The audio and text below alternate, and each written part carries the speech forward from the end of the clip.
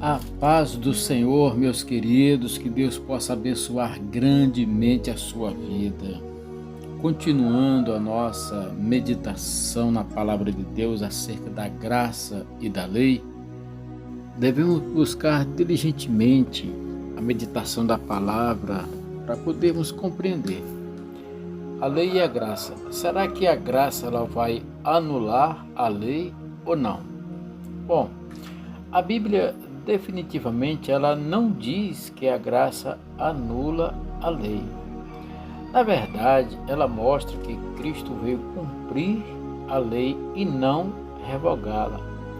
Mas como entender as passagens bíblicas que dizem que não estamos debaixo da lei? Em primeiro lugar, é preciso entender que a lei de Deus é a expressão da sua vontade. Ela reflete o caráter de Deus. A lei de Deus instrui o homem sobre aquilo que ele deve e não deve fazer. Assim, a lei indica como alguém pode ter uma vida de acordo com um padrão moral aceito por Deus. Essa lei está revelada e registrada de forma especial nas Escrituras. Agora eu quero abrir um parêntese aqui para a gente compreender, porque Jesus Cristo, ele veio para cumprir a lei. Só que quando nós olhamos para a lei, quando nós nos aprofundamos a entender, a compreender todo o conteúdo da lei, nós vemos que não há uma condição de qualquer um de nós fielmente viver segundo a lei. Então Deus chama Moisés e institui ele como legislador. Através de Moisés nós conhecemos a lei, porque Deus tem uma intimidade com Moisés, de forma que fala com Moisés face a face. E aí Moisés é instruído a escrever toda a lei, todos os mandamentos, tudo aquilo ali. Para quê? Para que nós venhamos a viver uma vida na presença de Deus. E ao longo da história, Deus ele foi revelando a sua vontade ao homem de uma forma progressiva para que nós pudéssemos alcançar a salvação. Isso indica que a lei possui diferentes aspectos de acordo com as circunstâncias que ela foi dada. Normalmente, a teologia reforma divide a lei em três partes: a lei moral, a lei judicial e a lei cerimonial. Não pense nessas partes como leis independentes, mas como categorias de uma mesma lei. Ou seja, a lei de Deus era uma lei tanto judicial como cerimonial, como também uma lei moral. Porque todas as leis que Deus estabeleceu e através de Moisés chegou ao conhecimento de todos, porque ele escreveu ali, existia as penas, né, as punições para aquilo ali. Então isso era considerado das três formas: uma lei moral do homem, uma lei judicial em relação à sociedade e uma lei cerimonial para que nós possamos estar nos apresentando diante de Deus. A lei moral ela serviu de alicerce para a lei judicial e também para a lei cerimonial, porque quando se estabelece a lei moral, comportamento, a forma da pessoa ser e agir, isso vai alicerçar para que esta moral ela possa ser direcionada para outros patamares, né? No caso também para a lei judicial, comportamento, regulamento, regras sociais, criminais, a lei dos israelitas em primeiro momento, mas depois dessa lei ela foi espelhada por outros povos, outras nações, né, foram espelhadas. Então a lei cerimonial basicamente falava sobre os rituais religiosos na época do Antigo Testamento. E a lei judicial e a lei cerimonial eram temporárias, né? Elas tinham um significado simbólico que apontava, né, para Cristo, como de caso ele apontou, né? Portanto, elas serviam a situações históricas específicas que não são mais aplicadas. Porém, a lei moral permanece válida e aplicável, né, até os dias de hoje. E quando nós vamos para as Escrituras, no Evangelho de Mateus, no capítulo 4, fala sobre a tentação de Jesus. O que é que ali Jesus Cristo, quando ele foi a João Batista para ser batizado,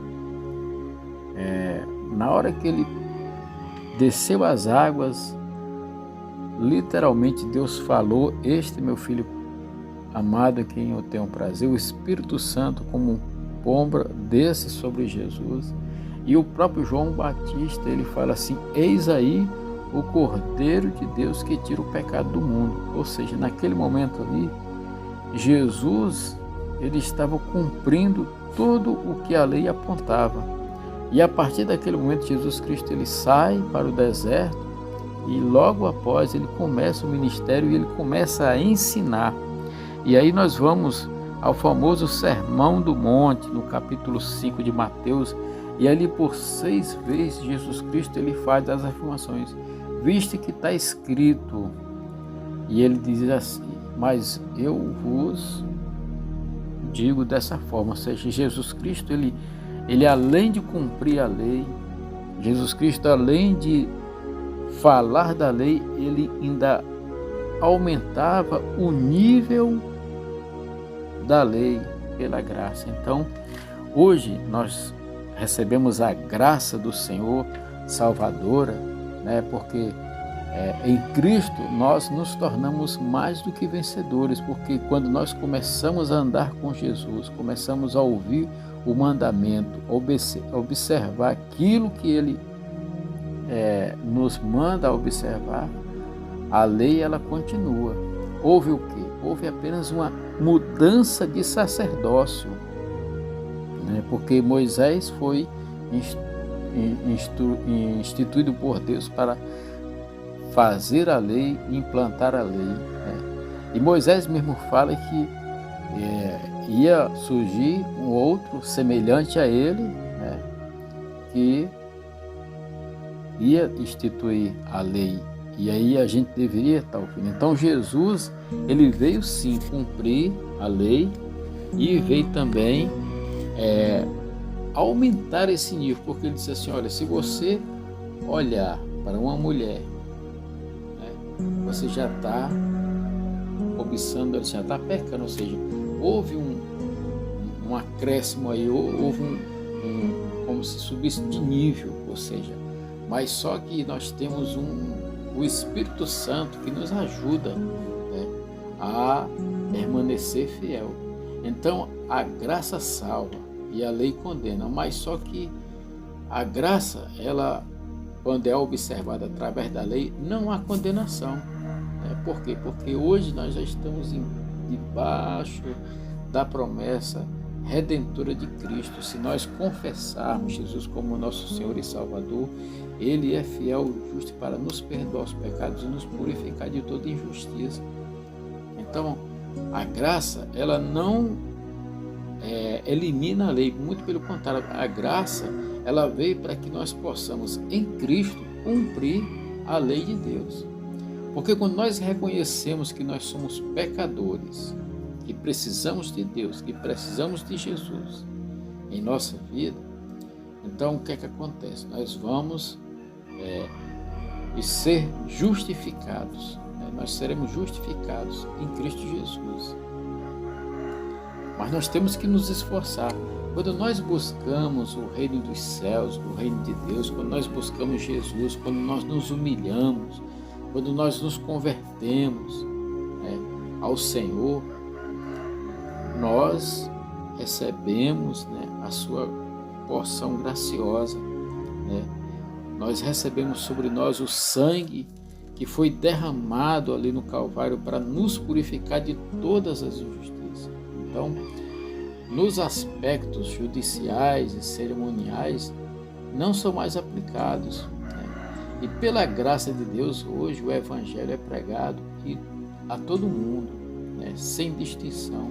E a salvação pela graça não está restrita a uma única nação, mas a todos. Então, cada um de nós que confessamos Jesus como Senhor e Salvador, nós recebemos essa graça sobre nossas vidas, né?